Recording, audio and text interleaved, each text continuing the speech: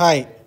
Bengaluru CSK first IPL match అయితే ఎలాంటి తప్పిదం జరగకుండా మళ్ళీ ఈజీగా అయితే సిఎస్కే గెలిచింది. కానీ ఏదైతే మ్యాచ్ స్టార్ట్ అయినప్పుడు ఎవరైనా చూసుంటే నా ఫస్ట్ 4 ఓవర్లో బెంగళూరులో డూప్లిసీ ఆడిన తీరైతే అల్లాడిచ్చాడు. కానీ ఆ తర్వాత ముస్తఫిజర్ వచ్చి 4 ఓవర్లో మ్యాజిక్ చేశాడు. వరుసగా 2 వికెట్లు తీయడం, మళ్ళీ 5 ఓవర్లో మ్యాక్స్వెల్ కూడా అవుట్ అవడంతో వరుసగా 3 వికెట్లు పడిపోయినాయి. ఆ తర్వాత కొంచెం కోహ్లీ గ్రీన్ ఆడే ప్రయత్నం చేశారు, కానీ మళ్ళీ గ్రీన్ ముస్తఫిజర్కి అవుట్ అవడంతో అయితే మళ్ళీ కోహ్లీ కూడా తర్వాత అవుట్ అవడంతో ఎక్కడైతే వికెట్లు పడుతూనే ఉన్నాయి. 4 ఓవర్ తర్వాత నుంచి అయితే స్కోర్ అయితే కంటిన్యూషన్గా పడిపోతూనే ఉంది, కానీ ఎక్కడ స్కోర్ అయితే రైజ్ కాలేదు. తర్వాత కానీ అనుజ్ రావత్, తర్వాత ఇంకా దినేష్ కార్తిక్ వీళ్ళిద్దరు అయితే మ్యాచ్ని నిలబెట్టే ప్రయత్నం చేశారు. దాదాపు మంచి పార్ట్నర్షిప్ తోటి అయితే 173 పరుగుల దాకా అయితే వాళ్ళు తీసుకెళ్ళగలిగారు. 20 ఓవర్లలో 6 వికెట్లు కోల్పోయింది. కానీ ముస్తఫిజర్ 4 వికెట్లు తీసుకున్నాడు. మ్యాన్ ఆఫ్ ద మ్యాచ్ కూడా అతనికే ఇచ్చారు. ఎందుకంటే మ్యాచ్ని అయితే వాళ్ళు చాలా ఈజీగా అయితే ముగించేశారు సిఎస్కే టీం అయితే. రచిన్ రవిచంద్ర మనకు తెలిసిందే కదా, అతను న్యూజిలాండ్ ప్లేయరు, కొత్తగా టెస్టుల్లో అరంగేటం చేశాడు, మంచిగా ఆడుతూ ఉన్నాడు. కానీ T20కి సెట్ అవుతాడు అనుకుంటే మంచిగా ఆడాడు. అతను మంచి స్ట్రైక్ రేట్ 200 పైనే స్ట్రైక్ రేట్ అతను ఆడడం చూసాం. అతనైతే మంచిగా ఆడాడు. ఆ తర్వాత మళ్ళీ ఎక్కడ కూడా సిఎస్కే అయితే అంత ఈజీగా గెలుస్తూ అనుకోలేదు. ఎందుకంటే కొంచెం వికెట్లు మధ్యలో తడబడ్డారు వాళ్ళు కూడా.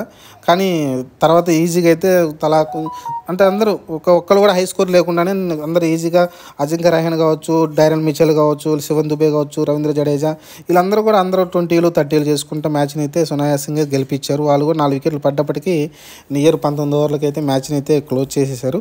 కానీ మళ్ళీ అదే రిపీట్ అయింది. ఆర్సీబీకి ఏదైతే చపాకు గండం ఉందో అదే రిపీట్ అయింది. ఎప్పుడో 2008లో ఒక్క మ్యాచ్ గెలిచారు అనిల్ కుంబ్లే కెప్టెన్సీలో. ఆ తర్వాత దాదాపు 9 మ్యాచ్లు జరిగినాయి. ఇది 9వ మ్యాచ్. ఈ మ్యాచ్లో కూడా ఓడిపోయారు. వరుసగా 8 మ్యాచ్లు అయితే చపాకులో ఆర్సీబీ అయితే ఓడిపోయింది. ఓవరాల్గా ఇప్పటి వరకు 32 మ్యాచ్లు వాళ్ళు ఆడాల్సి ఉంటే దాదాపు ఒక మ్యాచ్ అయితే టై అయింది. ఎందుకంటే వర్షం కారణంగా ఇప్పుడు ఆగిపోయింది. 32 మ్యాచ్లు జరిగితే 31 మ్యాచ్లు జరిగితే దాంట్లో దాదాపు 21 మ్యాచ్లు అయితే చెన్నై గెలిచింది. 10 మ్యాచ్లే ఆర్సీబీ గెలిచింది. ఓవరాల్గా స్టార్ట్ చూస్తే మటుకు చెన్నైకే ఉంది. కానీ ఈసారి వాళ్ళ బ్యాటింగ్ లైనప్ చూస్తే ఖచ్చితంగా బెంగళూరు కొంచెం గెలుస్తుంది అనుకున్నాం. ఎందుకంటే కోహ్లీ కావచ్చు, డూప్లిసీ కావచ్చు, రజత్ పటిదార్ కావచ్చు, లేకుంటే మ్యాక్స్వెల్, గ్రీన్ యాడ్ చేసుకున్న తర్వాత కొంచెం ఇంకా స్ట్రాంగ్ అయింది. కానీ వాళ్ళైతే గెలిపించలేకపోయారు మ్యాక్స్వెల్ కానీ గ్రీన్ కానీ. ఓవరాల్గా అయితే ఆర్సీబీకి ఇంకొకటి మొదటి మ్యాచ్లోనే ఓటమి ఎదురైంది. సిఎస్కే మళ్ళీ మంచిగా ప్రారంభించింది. ఎక్కడైతే మ్యాచ్ని అయితే విన్నింగ్ తోటే 2023లో విన్నింగ్ తోటి మ్యాచ్ని ముగించిందో కప్పుతోటి, మళ్ళీ విన్నింగ్ తోటే స్టార్ట్ చేసింది 2024 ఐపీఎల్ అయితే. మంచి స్టార్టప్. అలానే రుతురాజ్ గైక్వాడ్ కెప్టెన్సీలో మొదటి మ్యాచ్ గెలిచాడు ఓడిపోకుండా. అలానే మొత్తం కెప్టెన్సీ అంతా ధోని చేశాడు వెనకాల నుండి. మనం మ్యాచ్ చూస్తే మీకు అర్థమవుతుంది. ఆల్మోస్ట్ 99% ధోని మొత్తం సారథ్యం తీసుకున్నట్టు కనిపిస్తుంది. ఎక్కడ కూడా మనకు రుతురాజ్ గైక్వాడ్ కనిపించలేదు కెప్టెన్సీలో. మొత్తం ధోని హ్యాండిల్ చేసినట్టు క్లియర్గా కనిపిస్తుంది. ఇది మరి చూద్దాం. యాక్చువల్గా ఫస్ట్ స్టార్టింగ్ అనుకున్నారు ఇది స్లో పిచ్ ఉంటుంది, చాలా కష్టమవుతుంది, బౌన్స్ ఉండదు, స్లోగా ఉంటుంది, లో బౌన్స్ ఉంటుంది అనుకున్నారు. స్పిన్ ట్రాక్ అవుతుంది అనుకున్నారు. కానీ సడన్గా అయితే ఇది బ్యాటింగ్ ట్రాక్. డూప్లిసీ టాస్ గెలవగానే ఎలాంటి ఆలోచన లేకుండా డైరెక్ట్గా బ్యాటింగే తీసుకున్నాడు. ఆ విధంగానే ఫస్ట్ 4 ఓవర్లు కూడా బ్యాటింగ్ మంచిగా ఆడడం చూసాం. ఏ బౌలర్ వేసినా సరే వాళ్ళని అయితే చెత్తగొట్టాడు డూప్లిసీ అయితే. ఫస్ట్ 3 ఓవర్లో 18 బాల్ జరిగితే కనీసం ఒక్క బాలే మన కోహ్లీ ఆడడం చూసాం. మిగతా 17 బాల్స్ మొత్తం కూడా డూప్లిసీ ఆడడం చూసాం మనమైతే. అంత విధంగా అయితే డూప్లిసీ స్ట్రైక్ తీసుకుని అయితే మంచిగా ఆడడం చూసాం. కానీ ముస్తఫిజర్ ఎప్పుడైతే వచ్చాడో 4వ ఓవర్లో అప్పటి నుంచి అయితే మొత్తం సీన్ మారిపోయింది. ఆర్సీబీ డౌన్ఫాల్ మొదలైంది. డూప్లిసీ కొంచెం సేపు ఉన్నా కూడా మ్యాచ్ని అయితే వేరే విధంగా ఉండేది. టార్గెట్ కూడా ఇంకా పెంచి ఉండేవాడు. కానీ అన్ఫార్చునేట్లీ అతను అవడంతో వరుసగా అయితే రజత్ పటిదార్ కూడా డక్అవుట్ కావడం, మ్యాక్స్వెల్ కూడా డక్అవుట్ కావడంతో అయితే మ్యాచ్ పూర్తిగా చెన్నై చేతుల్లోకి అయితే వెళ్ళిపోయింది.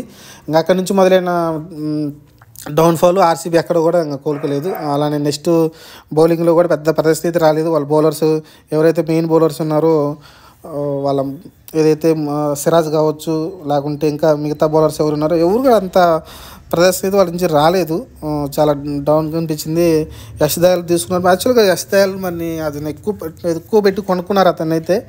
అందుకని ఆడించినట్టు కనిపించింది తప్ప టోప్లే తీసుకుంటే బాగుండిపించింది. కానీ టోప్లే అయితే ఆడించలేదు వాళ్ళైతే.